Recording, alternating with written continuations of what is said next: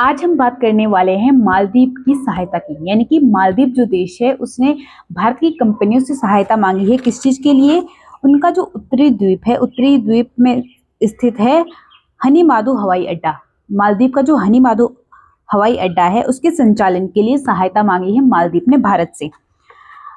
ये जो हवाई अड्डा है ये हाल ही में अपग्रेड किया गया है और भारत सरकार ने जो हमारी एएआई है यानी कि एयरपोर्ट अथॉरिटी ऑफ इंडिया, इससे जो है इस मुद्दे पर अपना विचार मांगा है।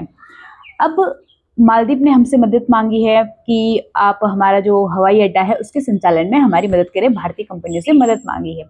लेकिन ये मुद्दा इतना बड़ा क्यों हो जाता है?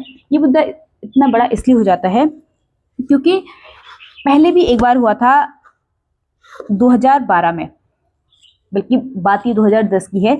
2010 में जो है वो मालदीव में भारत की जो एक कंपनी थी जीएमआर, वो मालदीव के हवाई अड्डे को अपग्रेड कर रही थी। उसके विकास का उसको कॉन्ट्रैक्ट दिया गया था। मालदीव ने ही उस समय भी जो है ये कॉन्ट्रैक्ट भारत की एक कंपनी को दिया था जिसका नाम था जीएमआर। खुद मालदीव ने 2010 में उस कंपनी को कॉन्ट्रैक्ट दिया था। अब क्या होता है, अब मालदीव में जो है, मालदीव में क्या होता है कि वहाँ पर भारत विरोधी मानसिकता रहती है कई बार, कि मतलब उनको लगता है कि भारत हम पर हावी हो रहा है या फिर भारत हमको कंट्रोल करने की कोशिश कर रहा है।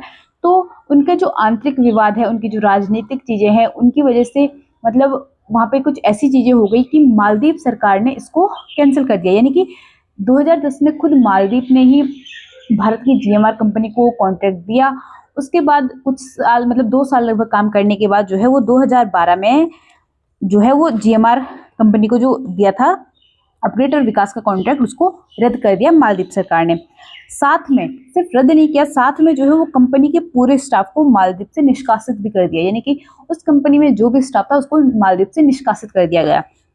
इसीलिए ये मुद्दा महत्वपूर्ण हो जाता है क्योंकि अब मालदीव दोबारा जो है इस टाइम पे अभी भारतीय कंपनियों से मदद मांग रहा है। तो पहली बात तो ये कि चलो मालदीव हमारा पड़ोसी है, भारत को उसकी मदद करनी चाहिए। लेकिन अब भारत सोचेगा कि कहीं फिर से मालदीव ऐसा ना करे कि हम वहाँ पर जाए, कुछ टाइम काम करें और फिर से वो उस चीज़ को रद्द कर दें। तो 2010 में जो ये समझौता हुआ था या फिर जो कॉन्ट्रैक्ट हुआ था मालदीव के साथ, वो $511 मिलियन का समझौता था। यानी कि उस समय तक का ये सबसे बड़ा समझौता था, जो कि उस टाइम की मालदीव की सरकार ने इसको 2012 में कैंसिल कर दिया था, रद्द कर दिया था। तो इतने बड़े निवेश को उस समय रद्द कर दिया था। तो इस बार भी क्या है, इस बार भी भारत को पहले सोचना होगा। और अगर भारत इस पर मान भी जाता है, इस चीज़ को मान भी जाता है, उनकी मदद करता भी है, तो हमें मतलब इस तरह की संधि पहले से ही करनी होगी कि अगर आपने इस समझौते को बीच में रद्द किया तो आपको एक बहुत बड़ा जो है वो फाइन उसमें रखना होगा, ताकि मालदीव जो सरकार है इस तरह की हरकत करने से पहले एक बार सोचे।